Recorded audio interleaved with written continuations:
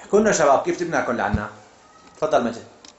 طلعنا من المشفى، وصلنا بعد منا بشي 10 امتار، صفت سيارة تاكسي.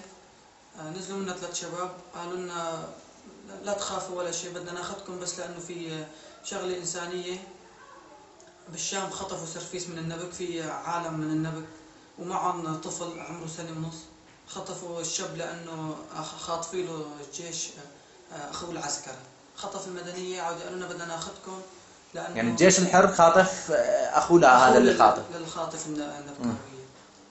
قالوا لنا لا تخافوا ولا شيء، هلا بنوديكم هيك ونحن عاملكم أحلى معاملة.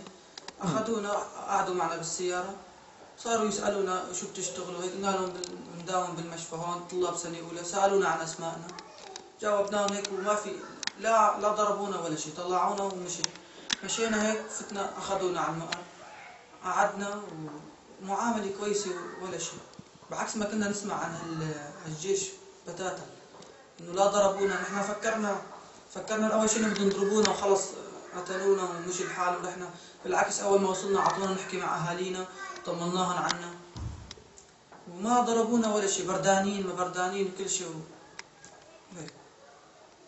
كيف عملكم الجيش الحر؟ تفضل اسماعيل.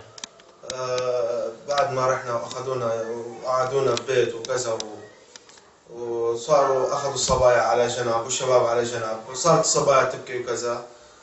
فاتوا الشباب لندن، قالوا جابوا لهم انسه قعدت مع الصبايا.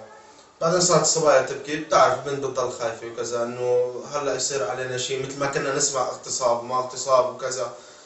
كانوا خايفات من الموضوع هذا فاخذوهم وفات عندهم انسه قالت لهم لا تخافوا، انتم عليكم السلام رسول الله، وما حد راح يأذيكم ولا حدا راح يحاكيكم ولا كلمه غلط او انها تزعج اي وحده منكم او اي شاب، سواء شاب او بنت. وقعدونا والصبايا كانوا لا الحمد لله بالبدايه كانوا الصبايا هيك مزعوجات شوي وفي عنده خايفات يعني.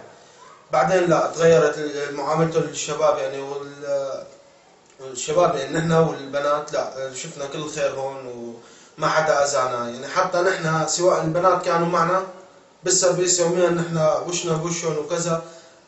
قالوا لنا هذول البنات اخواتنا وما بنسمح لكم انكم تطلعوا عليهم يعني قاعدين انه خلص اعتبروا البنات مثل اخواتهم. نقص عليكم شيء هون؟ لا الحمد لله ما نقص علينا شيء. نحن هون كنا موجودين سواء مشان البرد مشان كذا، كانوا يجيبوا لنا احسن بطانيات واحسن لحفه حتى نغطى مشان ما نضل بردانين، صوبيات ركبوا لنا، دفايات جابوا لنا، اكل من احسنه، كل شيء كان هون من احسنه. صلاه كانوا يخلونا هون كمان نصلي كمان يعني، حتى الصلاه ما خلونا نقطعها، كانوا يخلونا نقعد نصلي. بالنسبه للاكل كمان ما نقصنا شيء. يعني ما كانوا ينقصوا علينا شيء نهائيا. يعني انتم شو شفتوا نفس ما عم يحكي الاعلام السوري ولا غير؟ لا عكس الحكي الاعلام السوري بدأت. يعني شو لقيتونا نحن عصابات ولا جيش حر؟ ولا نحن جيش عندنا قضيه؟ عندكم قضيه تدافعوا عنها. تفضل. عندكم قضيه بتدافعوا عنها عكس ما كانوا يحكوا، عكس ما كنا نسمع. شو كنتوا تسمعوا عن الجيش الحر وشو لقيتوا؟ انه كان يقتل يغتصب ويتبع، بس ما شفنا غير كل خير منه. يعني ما تعرضتوا لاي موقف يمكن يأذيكم؟ عملوكم بشيء بطائفيه؟ لا قعدوا طائفيه. لا عملونا عن بعض ولا شيء. صار في تمييز طائفي بيناتكم؟ لا ما صار. عملونا كنا معامله واحده. شو رايكم بالقصه كلها يعني كلها طريقه الخطف اللي صارت كلها؟ عمل انساني من الطرفين. شو رايك بالطرف الاول والطرف الثاني؟ الطرف بالنسبه لكم انتم هون، انتم عمل انساني جبتونا لهون كعمل انساني، انه لكم جماعه وطفل عمره 1.5 سنة مخطوف وعامل عمليه وطالع من العمليه جاي لهون على النبك انخطف لسبب تافه جدا. ولقينا هون شيء انه يعني اجينا لهون نحن قالوا لنا قلتوا لنا انه هون عمل انساني يعني. انتم جايين مشان عمل انساني، ما انتم جايين لا تنهانوا ولا تنزلوا ولا حدا راح يسألكم ولا بحد، وما حدا اسالنا.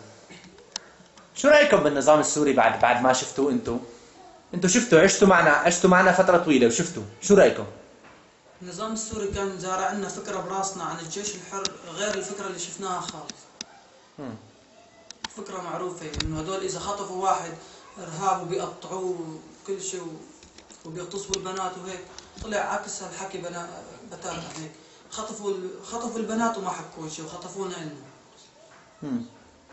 حتى النظام السوري نحن قاعدين هون مع الجيش الحر صار يعني عشنا جو القصف والضرب والأزايف تيجي جنب منا، حتى مشان يأمنوا لنا الحماية أخذونا لمكان ثاني هيك بعيد عن الضرب، ضلنا نسمع صوت الضرب بس إنه بحيث ما يصلنا شيء، والشباب تروح معنا كمان، إنه اللي بصير علينا بصير علينا.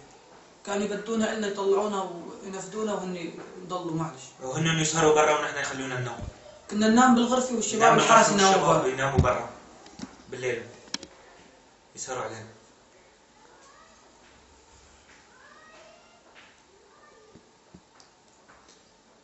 نحن عاملناكم كضيوف، عاملناكم مثل ما بملي عليه ديننا وشرعنا.